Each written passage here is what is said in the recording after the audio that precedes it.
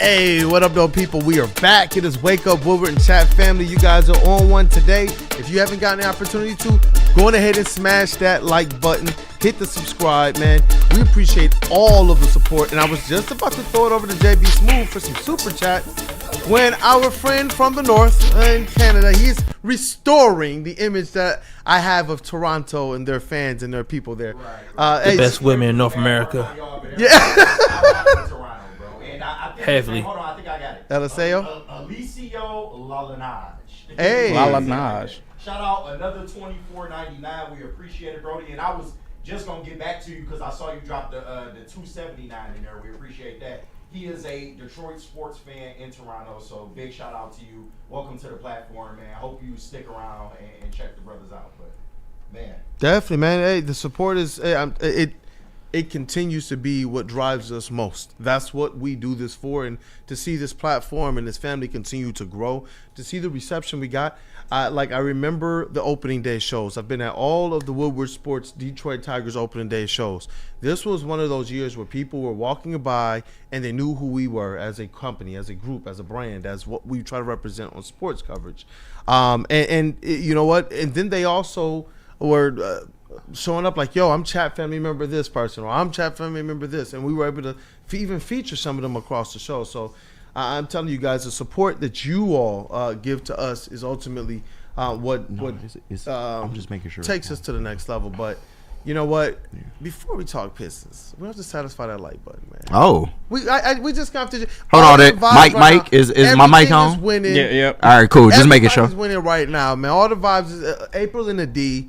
We're going to have to just go ahead and just lay it down. It's been a long weekend. Hey, that's one thing I'm good at doing is laying it down now. Hey. Tell them about it. Hey, the song's skipping, but it don't matter, man. We going to skip to the Lou on this screen, man. So just go ahead and hit that like button real nice and real smooth, man. It's a chilly day outside. It's time to warm up with the Woo Crew, baby. Come on. Hey, smash that like button.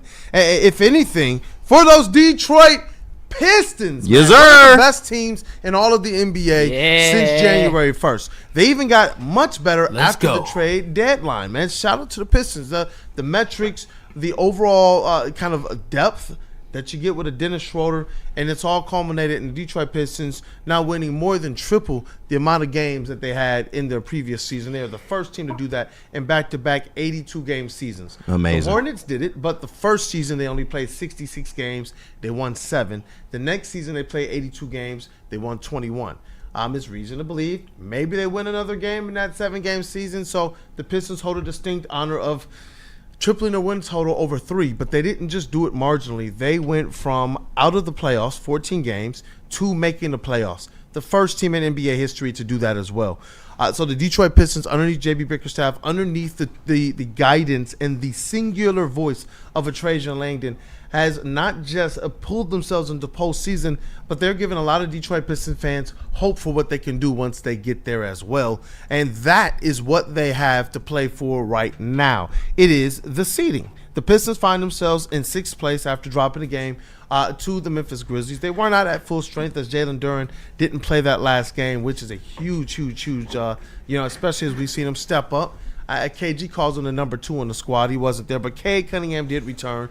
But the Pistons fall. Desmond Bane had quite a game, but this was the game after they clinched the division. They do take on the Sacramento Kings tonight, which is the first of their last 4 games of the season. They have the Kings, they have the Knicks, and then they end back-to-back games against the Bucks. The first 3 all at home. I expect Pistons fans to pack this thing out, and then they end the season against the Bucks. So the seeding is going to be decided whether they're playing the Knicks in the first round or whether they're playing the Pacers in the first round. Through each one of these, what I'm going to call to be adrenaline-filled games. Yeah, and I actually got a little bit of pushback, believe it or not, from one of our more rigid members in the chat. Shout out Matthew Kruger, man. We do value you, although some of your comments be a little wild. I don't be on Facebook as much, but when I do, it is nice to see him hitting me up with different content and such. It's like, I rock with him. No, I appreciate it, man. Come downtown, bro. It's not as scary as you think. But he says in the chat, come on, bro. You cannot purposely tank for 3 years and then talk about a miraculous comeback, because it's not. They're just putting forth an effort this year instead of going for a draft pick. Hater. I think that they're just underneath better direction right now. I believe that Tom Gores, if he was duped by Monty Williams, he was duped. But I do believe his intention was to put a coach on the sideline to win. Dwayne Casey had just come off a Coach of the Year in Toronto, and he did make the playoffs with the Pistons. And he was the coach the next year after. Troy wasn't able to hire his own coach while he was here, and that was a situation to where you start to realize, without having that singular voice that we talked about in Trajan Langdon, the basketball operations were all over the place. It was, You have Arn Tellem, who I believe is a very, very great asset and great basketball mind for this organization and just in basketball globally, period. He's represented a lot of players, both here, American-wise, as well as on the global market. From Bojan Bogdanovic to Tobias Harris to Blake Griffin to Kobe Bryant is one of his most famed that he represented. But maybe he just wasn't the best at basketball operations. And then you got Tom Gores, who took a big step out of some of these operations and being a part of some of these decisions and leaving it in the hands of a Trajan who did what? Instantly brought a front office in and a development staff even before he brought in the coach. Exactly. Fred Vincent was here before that. They brought in people to work the contracts and to understand how the cap sheets and new ones work. Why is that important? Because they utilize that strategy to get Dennis Schroeder for effectively free. So they're operating at just a different level right now. And then you bring in a coach like a JB Bickerstaff who, just like Monty, had the history of turning a team from no playoffs to playoffs very quickly. But JB Bickerstaff, my first conversation with him versus any conversation I had with Monty was 10 times better. Yeah. I'm just going to be real with you, and that's no shade or disrespect to Monty. It's but real. This team is actually now, they struck gold on the coaches. They struck gold on their front office. And honestly, they struck gold on the vets. That's what they needed, because obviously Troy made the right draft picks, or else we wouldn't be sitting here talking about a playoff team right now. But ultimately, that to me is where this squad is. I think that they were trying. They tried, yeah.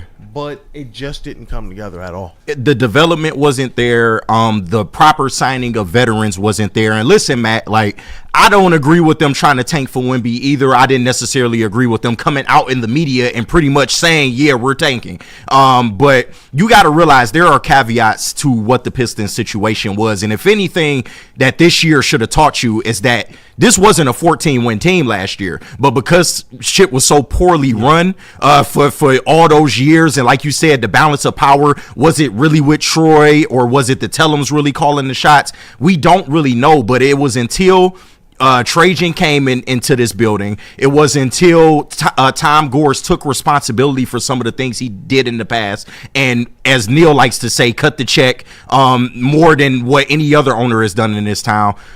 You got to give him credit for that, man. And listen, it's tripling your win total is no small feat. I don't think we should take that lightly. And I understand you may not have liked how they've gotten here, but they are here now. They are a competent franchise. They're one of the better teams in the Eastern Conference. And we have to start putting respect on this team as such. Cade Cunningham has taken that next leap into superstardom, I believe. The rest of the team around him has developed, and they're playing well as far as the core players. And you have the proper veterans in the building. They can go out there and make some noise in this playoff run. So as a fan, you should just enjoy it, man. Listen, we know how bad this product has been for over a decade, bro. But we are finally here, and we on a free roll right now. So let's just enjoy it, bro. That's all I would say.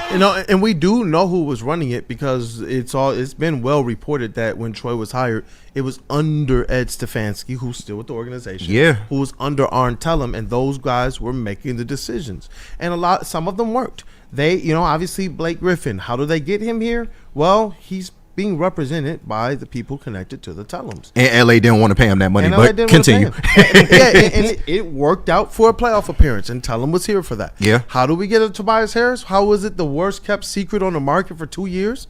Well, his connection to the agency that's connected to Tellem. Yeah. And this one worked out much better than Bojan, who Arn Tellem represented. So we got a clear kind of case of what probably was going on from the top of the organization, and that's why I continue to say having a Trajan Langdon here has helped to simplify things. And Tom Gores even said that at the intro. He said, look, This is to bring a singular voice and focus to our basketball operations. They even went and brought in a president of business operations for the Detroit Pistons, and Melanie Harris, who worked with Nike and Jordan brand and everything as well, just to separate all that. Just so that Trajan and his office can focus solely on basketball, and anything else dealing with branding, take that completely out of that office. And that's where you see now people like Dwayne Casey, who's doing both scouting and then doing some of that stuff with the business operations underneath Melanie Harris and such, and what they're doing in the community. So I believe that there's a lot more structure, a lot more focus, and that's where, even with the coaches,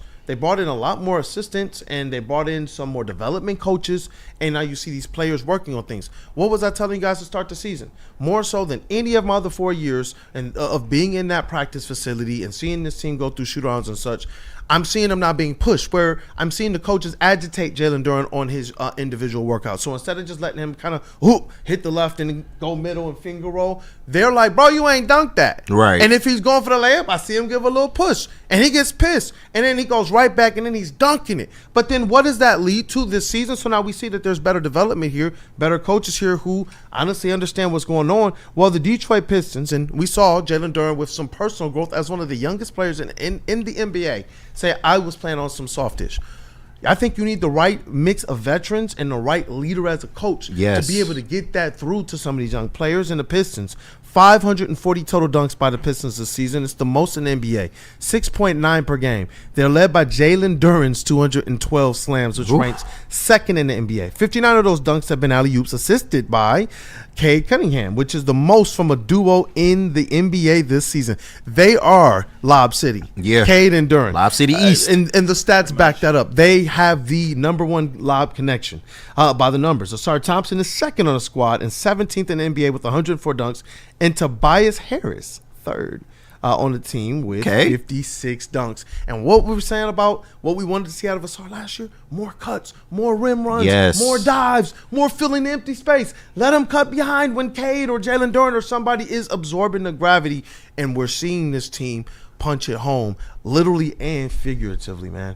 Hey, that dude, Justin, how have you felt about these Pistons? 4 games left. The way this thing dictates down the stretch, they're either going to be playing the Knicks or the Pacers, but overall, this team has taken some formidable steps forward and finally put it all together on 3 different levels, from coaching, front office, to the personnel. I mean, they're in a free roll right now, technically. I mean, they have figured everything out. They have proven that they have a future going forward and that they will be a powerhouse in the East for the next couple of years. They have everything from the top down, like you just said, from ownership all the way down to the bench contributions you're getting from guys like Sasser and Hardaway. Like, this team is really showing a lot of great things right now, and it's really like revitalized my love for Pistons basketball. I can't tell you the last time I watched a game before this year, but I've tuned in, I've watched it. Cade's absolutely fantastic. I mean, it is, and I mean, all the videos I see from Kool-Aid, downtown when the Pistons are playing looks to be crazy. People are showing up. The lines are really, really backing up at each of the entrances, man. I know you see it, Willie B. You're down there. The garages and just the traffic is getting crazy as well. And the dumbass questions for the customers talk about, you got Apple Pay? Big Willie bad. That make the law. That hold the line too. When you had a customer say, "Here, they have cash in their pocket, a lot full of cash, and don't have a credit card," and it said, "Can you do tap for their phone?" Look, bro. Listen, Piston fans are just showing up. They don't know. They don't know, man. It's been so long, bro. Most of do know because they been there a couple of times. But we got an old credit card machines since the Little Caesars brought it open. Then the question's been asked is it's not advanced. Our card machine is not advanced. Just get a physical credit card. Yeah, man, breaking it down. But you know what? It's because of this, though. It's because of this. I got some other notes I want to read before we get into everybody's favorite segment. There's a lot of notes here, especially since February 1st, who this Detroit team has been. Since February 1st, the Detroit Pistons boast the 5th highest net rating in the league in February and have been one of the hottest teams in the NBA since, man. Listen to this. Since February 1st, The Detroit Pistons are a top 5 team. They trail only Oklahoma City Thunder, the Boston Celtics, the Cleveland Cavaliers, the Golden State Warriors, and then it's your Detroit Pistons who fall at 5. They have 118 offensive rating, just behind the Golden State Warriors, who have 118.5. Their defensive rating is 110.2, which out of this top 5 would net the Pistons at number 3 defensive rating in all of the NBA. Damn. And so their net and their overall record during that span, 19 and 11 for those Detroit Pistons. And then here's another stat here. Detroit is 29 and 17 since January 1 and are third in the NBA with a 110 defensive rating in that stretch. This is Detroit's most wins. We talk about how long it's been. This is Detroit's most wins in a 46-game span since the going to work Pistons, 2007 to 2008. So what are we talking about? That era. I told you this is the best Pistons team since 08, 09, bro. Like, what are we talking about? Facts. But remember when I made my face, you were like, wait, but Kool-Aid, I was like, no, I think since 07, 08. You did say that. Then I saw the stats this morning, I was like, oh, snap. Yeah. They're really doing what those teams did. And you know what? Hopefully they work that success in reverse, because what's next is a championship caliber team. Yeah, that's what I believe, man. And there's so many other numbers here that I can read. I like them being first in points in the paint since February 1st. That's crazy. Like that. With 57.9 in the game. Fifth in fewest opponent points in the paint, 45.8. So they get busy on both ends of the floor, man. Yes, sir. Hey, this Detroit Pistons team, it's awesome to see these young players really be some of the catalysts for leading the charge with these stats. And it's allowed the vets to play some very, very strategic and specialist type roles. I got to shout out Malik Beasley, and I want to hear a little bit more from UKG. Yeah. Malik Beasley's franchise record, 301 three-pointers made this season, is the 8th most in a season in NBA history. He joined Steph Curry, Klay Thompson, James Harden, and Anthony Edwards as the only players to make 300 triples in a season. Wow. And he has made multiple threes in a franchise record 27 straight games, the longest of his career and second longest in the NBA this season, behind Trey Murphy at 28. So impressive. This team, amazing. They, from the young players to the vets, to the young star in Cade Cunningham, the new star, to the coaches, everything is coming to roses for this team. And if the trends are to be believed, they have a good opportunity as the playoffs are approaching to actually make some noise. This is why fans like Matt Kruger, I would just tell you to enjoy this, because much like Neil loves to say, shout out Big D Energy, this is a free roll right now. There will be expectations on this team going forward, considering that their turnaround was so damn quick. I mean, this was billed as a 2 to 3 year possible rebuild or retooling for this team, and they've got it done in year 1, bro. Without Ivy. Yeah, exactly. But a lot of that was due to Cade taking an even greater step than what he took last year. Your veterans stepping up in big ways, actually contributing to this team in a lot of ways. You brought up Malik Beasley, and I'll continue to say it. He has been a different player. He was always good, but he has given us his best as a Detroit Piston. You love to see that. Pay that man in the offseason. The Bucks are missing him. $6 million a year. Whatever you got to do, pay that man in the offseason. Tobias Harris, listen, I apologize. I didn't necessarily think that was the right move. I didn't think that was the right move in the offseason. But when you look at just where they were, it wasn't a lot of options for this team. But the leadership that he's exuded since coming back and just picking up his level of play and being that consistent, third option for this offense has been amazing, bro. And I can't speak to the level of young talent on this team that have taken the step up. Ron Holland has been great in his rookie season. I expect better things from him. Asar Thompson, since coming back from the blood clot, has looked amazing. He looks like a two-way threat for years to come. You said Asar Thompson, two-way threat for years to come. You talking about the one that has 84 steals by Asar Thompson since January 1st is the second most in the NBA, only behind Dyson Daniels. Wow, bro. Oh, hold on. I have more here, man. Asar racked up 3 steals versus Toronto for the 16th time this season. The sixth most such games in the league, and Thompson has averaged 1.9. You're going to like some of these names. 1.9 steals per game in 44 outings since January 1, joining Ben Wallace, and I told y'all this name, Andre Drummond, as the only Pistons with such a span since 2000. Damn. No, that's true. You schooled me on Drummond too. Two I great ain't think players. he was getting down defensively like that. I was watching it. I just didn't see it. But That's lame. yeah, no, man. And then just even down to guys like Marcus Sasser, who, you know, his role has been changing, ever changing this whole year, but he's been ready at every single step of the way, bro. Even after bringing in a Dennis Schroeder, he didn't let that discourage him, and he continues to be ready for this team. And then once again, the trade of Dennis Schroeder, genius by Trajan Langdon, man. That was the existential pickup for this team that they needed for this playoff push. I am so excited about this team, and there's so many different ways that, you know, you can be excited about this team. Will they win a playoff series is yet to be determined, but you got to at least have belief that they can get it done. I think that they can get it done, man. I know we're going to have a NBA playoff preview show as well for these Detroit Pistons. It's in the works.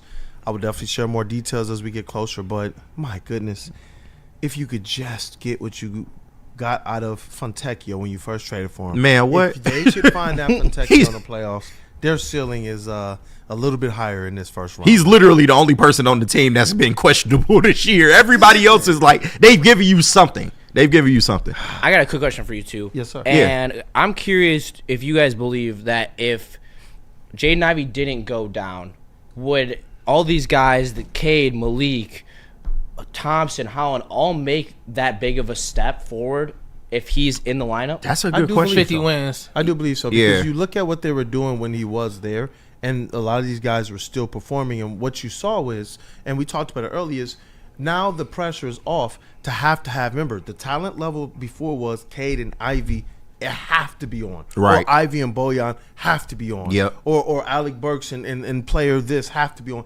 Now you have a situation where you're not going to be on every night. And it's allowed these guys to just kind of ride the season without, like Tim Hardaway and the stuff he was sharing with the Dallas Mavericks. Yeah. He couldn't go on a cold stretch. But here you saw these players really complement each other. And even with Ivy down, Marcus Sasser stepped up. Yep. Marcus Sasser is the one filling in more of those Ivy minutes. Yep. So it's like if Ivy was here, Marcus Sasser is probably the one who would hurt the most. But those other players like Ron Holland and Malik Beasley, if you remember earlier in the season, they were still playing and getting. And Holland, I thought, was actually getting more minutes after about the first week or two of the season than he did once the season got going. After Ivy, they locked into more of a smaller lineup, Yeah. and it reduced some of his minutes. So I do believe if Ivy is here, it actually bodes better for the Pistons. And I do believe going forward, you see him kind of shooting, you see him running a little bit, you see him jogging.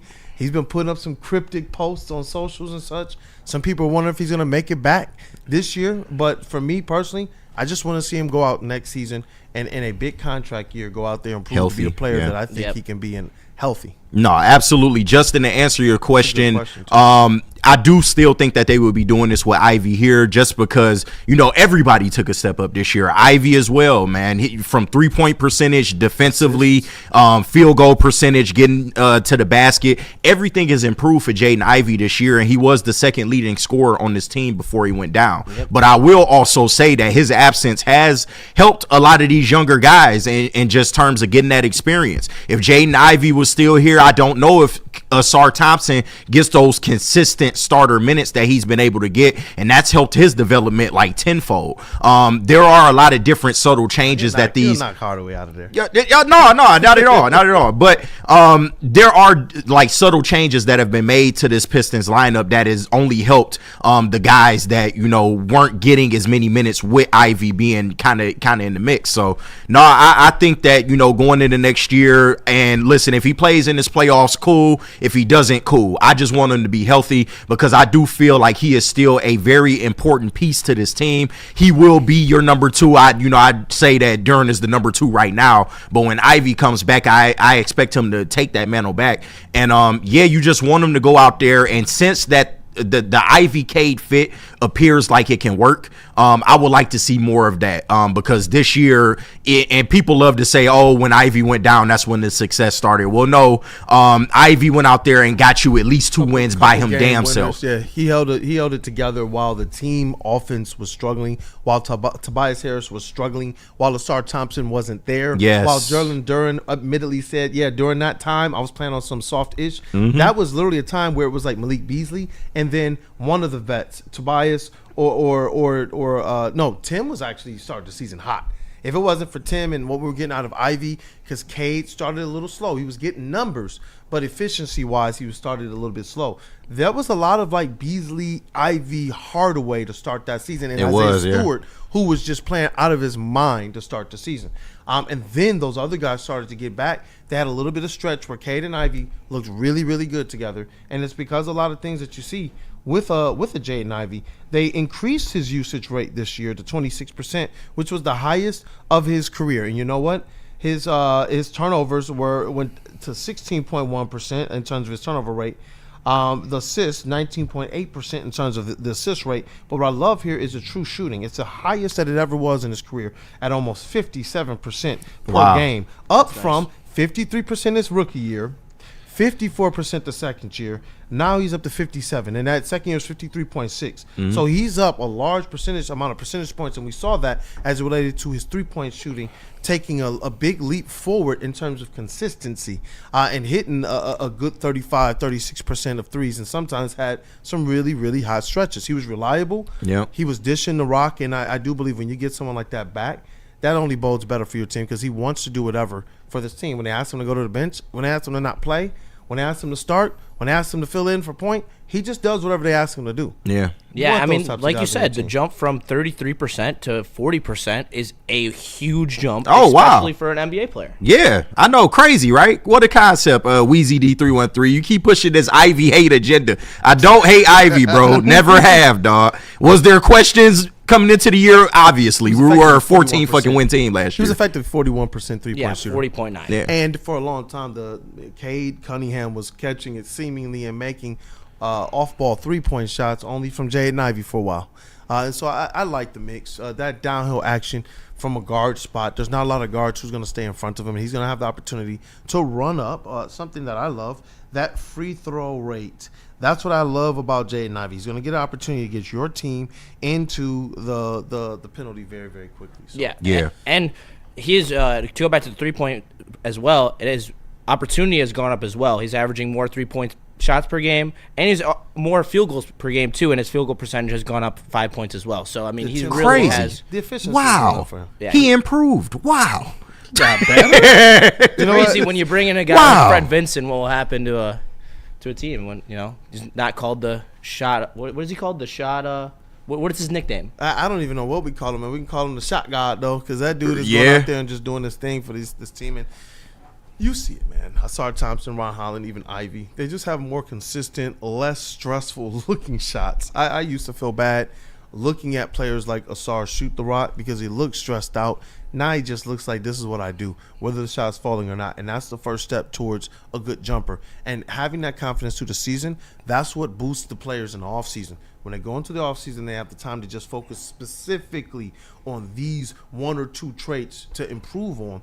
I believe next year is where we're going to really see the fruits of the Fred Vincent labor with guys like Ron Holland, Asar Thompson, Jaden Ivey. I see Marcus Sasser work with him, and we see Marcus Sasser being more consistent now with his shot making and his scoring than we had prior. So, and what was I telling you all off season? Either Asar or Ron needed to learn how to shoot, bro. If you can get just one of them. And I think it'll be more Ron than Asar, but if you can just get one of them to shoot in the 30s, oh my God. Yeah, I think you want to get a little bit more Ron than Asar, because Asar, both of those guys still score from the perimeter, but Asar, he's that player that I've seen. He dribbles it twice, and I remember it looked like he was trying to run a play, and everybody cleared out ISO for him.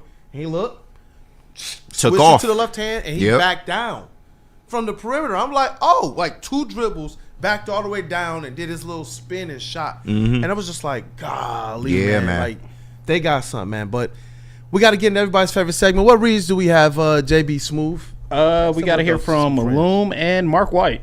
Loom, man. Hey, shout out to the good people at Loom, bro. Cannabis Co.